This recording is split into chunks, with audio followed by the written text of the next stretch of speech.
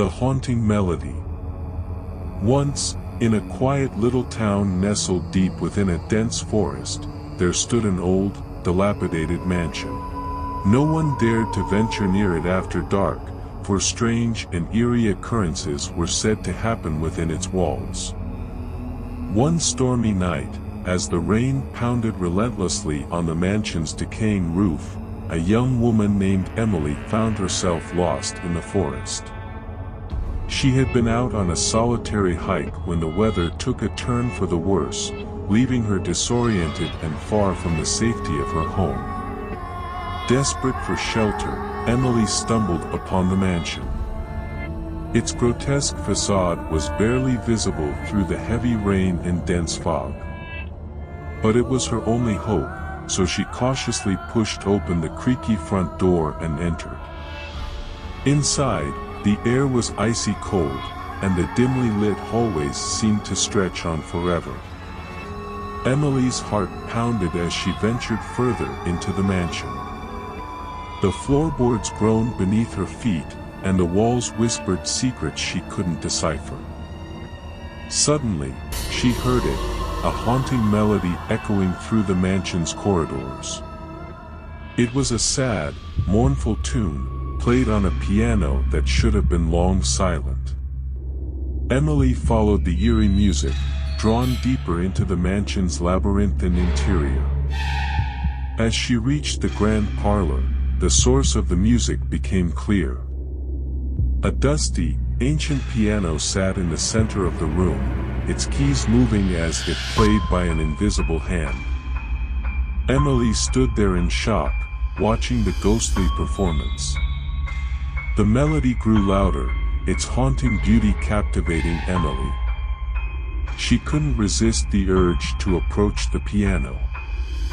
As her fingers touched the keys, a cold shiver ran down her spine. The room seemed to grow even colder, and Emily's breath misted in the air.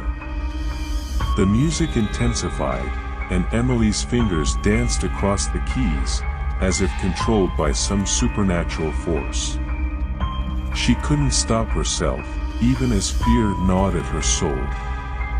The melody told a story of sorrow and tragedy, of a love lost to time. As the final notes echoed through the mansion, a spectral figure materialized before Emily. It was a woman, dressed in a tattered wedding gown, her eyes filled with eternal sadness. She reached out her ethereal hand, and Emily could feel a chill in the very marrow of her bones. In a voice that seemed to come from the depths of the abyss, the ghostly bride whispered, "Free me."